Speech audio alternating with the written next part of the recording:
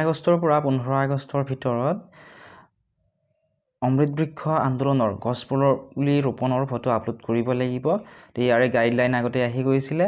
গতিকে এই photo upload কৰোঁতে বহুতেই বিভিন্ন ধৰণৰ অসুবিধাৰ সন্মুখীন হ'বলগীয়া হয় বা বহুতেই ভুলকৈ আপলোড কৰে।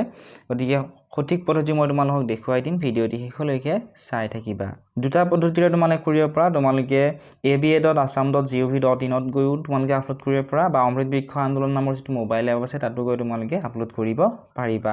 যিহেতু ৱেবছাইটত বৰ্তমান এতিয়া আপলোড প্ৰক্ৰিয়া আৰম্ভ হোৱা নাই, এপটোত কেনেধৰণে আপলোড কৰিব লাগে মই তোমালোকক দেখুৱাই আছোঁ। প্ৰথমতে তোমালোকে প্লে ষ্ট'ৰ অ'পেন কৰি ল'বা আৰু প্লে ষ্ট'ৰৰ চাৰ্চ বাৰত তোমালোকে অমৃত বৃক্ষ আন্দোলন বুলি লিখি চাৰ্চ কৰি দিবা। চাৰ্চ কৰি দিয়াৰ পিছত ইয়াতে দেখা পাবা এপটো অমৃত বৃক্ষ আন্দোলন। এই এপটো তোমালোকে ডাউনলোড কৰি অ'পেন কৰিবা। অ'পেন কৰাৰ পিছত এনেকুৱা ধৰণৰ এটা ইণ্টাৰফেচ তোমালোকে দেখিবলৈ পাবা। তোমালোকে শেষৰ ফালে যদি চোৱা, তলৰ ফালে চোৱা, ইয়াতে লগইন বুলি এটা অপশ্যন আছে। ইয়াতে তোমালোকে ক্লিক কৰি দিবা। লগইনত ক্লিক কৰাৰ পিছত প্ৰথম অপশ্যনটো আছে এণ্টাৰ ৰেজিষ্টাৰ্ড মোবাইল নাম্বাৰ। আগতে যদি ৰেজিষ্ট্ৰেশ্যন কৰাই আছিলে, ৰেজিষ্ট্ৰেশ্যনটো কৰি নিশ্চয় লৈছে।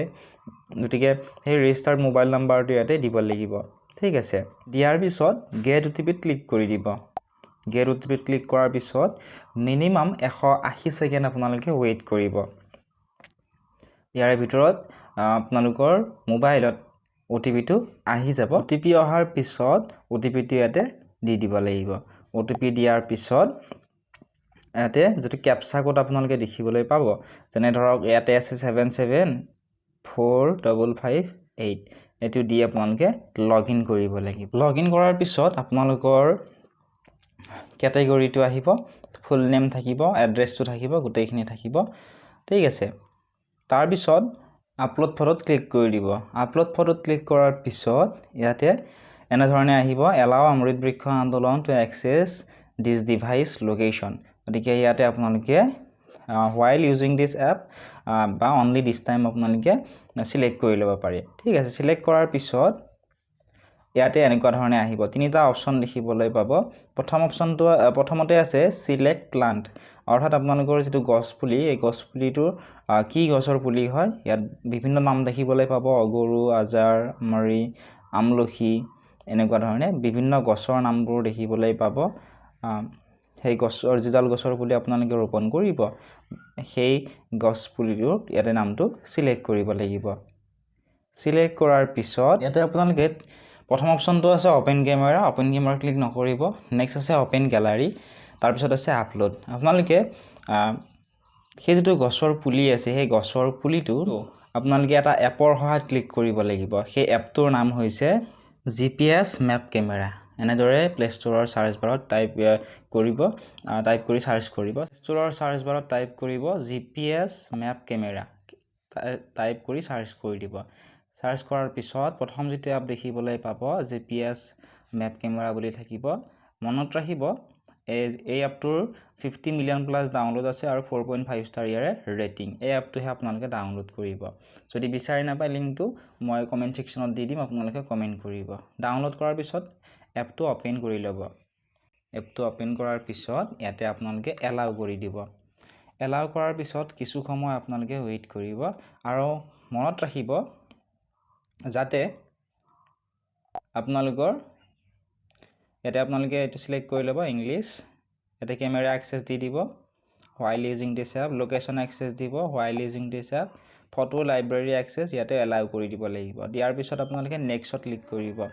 নেক্সটত ক্লিক কৰাৰ পিছত ইয়াতে আকৌ নেক্সট ক্লিক কৰিব।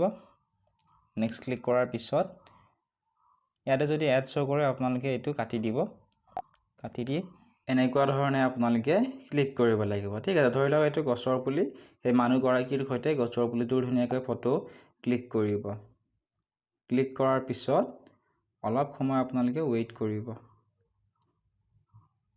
মনত ৰাখিব যাতে আপোনালোকৰ যিটো লোকেশ্যন এইটো অন হৈ থাকে, এইটো আপোনালোকে মন কৰিব। ফটো ক্লিক কৰাৰ পিছত আপোনালোকে ফটোখন ছেভ কৰি ল'ব।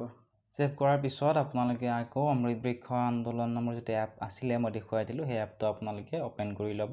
অ'পেন কৰি আকৌ ইয়াতে থকা মাজত যিটো অপশ্যন আছিলে অ'পেন গেলাৰী, তাত ক্লিক কৰিব। অ'পেন গেলাৰীত ক্লিক কৰাৰ পিছত আপোনালোকে সেই ফটোখন চিলেক্ট কৰি ল'ব। সেই ফটোখন চিলেক্ট কৰাৰ পিছত সেই ফটোখন আপোনালোকে যদি ভালদৰে চাব গোটেইখিনি ঠিকেই আছে নে নাই, গোটেইখিনি উঠিছে নে নাই। তাৰপিছত ইয়াতে আপলোড বুলি দেখিবলৈ পাব, ইয়াতে আপলোডত আপোনালোকে ক্লিক কৰিব। যদি নেট আছে, নেট ফাষ্ট হয় তেতিয়াহ'লে সোনকালে আপলোড হ'ব, আৰু যদি নেট শ্ল' আছে অলপ সময় আপোনালোকে ৱেইট কৰি ল'ব। আৰু আপলোড কৰাৰ পিছত ইয়াত আহি যাব image has been uploaded successfully, your plant ID is. ইয়াতে আপোনালোকে সন্মুখত এনেকুৱা ধৰণে আহিব।